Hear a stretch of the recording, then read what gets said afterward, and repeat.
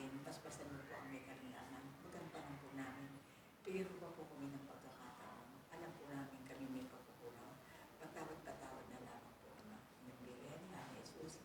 Naniniwala po kami pananalig na kami po'y narinig po. Kaya nagigilid po ako sa mga tao at sana po, lalo na magampanan po ang aking obligasyon ng aking maging karapat-dapat sa punggulo yung pinatulog sa akin. Diyos ko, Ama, inambirin, tulungan mo po ang may karamdaman. Ganun din po na ang kami humalap. Iayos ko po sana ang aming buhay. Tulungan mo po kami sa lahat ng bagay sa ikaw buhay. At ganun din sa buhay na aming hirang patawad po. Sa ilang pangalan, Jesus and Virgin Mary. Amen. Ate, ano pangalan mo? Nenida po. Anak, hindi kita panabayaan sa mga kaibigan mo sa aking lugar. Kaya hawak mo ang kandilang ito. Ako ang pasalubay. Ano pangalan mo? Ani. Ani, tumatag ka. Ha?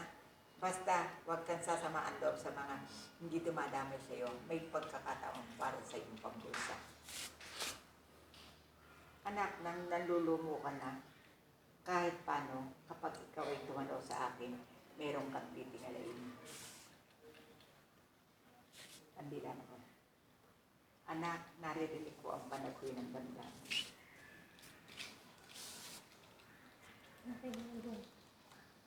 Bilisan mo ang talino mo.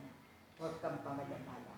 Dahil kapag minsan, sa kapabayaan mo, baka kamalingat, kay masalit ka sa hindi mo inaasahang pagsubok. Sagot kayo. Ingatan mo bibigay sa bata, ha? Ha? Sagot. Malit pa siya na gano'n. Hindi kita mababayaan. Hoy, may sakit sa bagayan, painom mo ng tiki-tiki. Sagot ka. Opo. May kulangin. Sabihin niyo, salamat, tiki-tiki. Sa ngala ng Ama, na Anak, ng Diwa, ng Espiritu Santo, may magsalita. Amen. Ano masasabi mo sa ating panalangin ng ating Evangelio Diyos at Jacket? Kumano ka?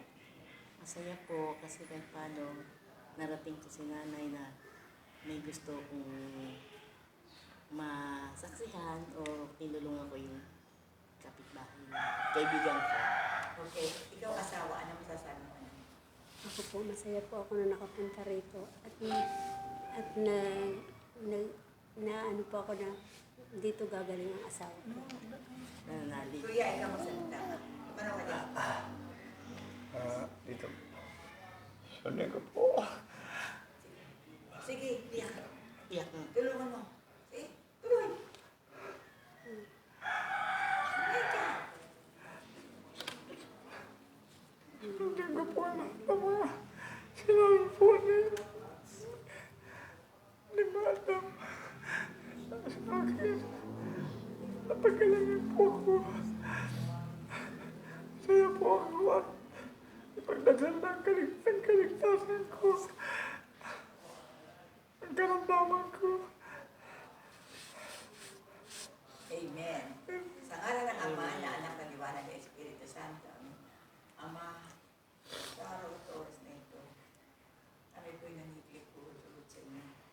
Na sana po, kung nararapat, palupitan mo pa po ng pagkakataon. Maraming nagkakaroon dito ng kasagutan.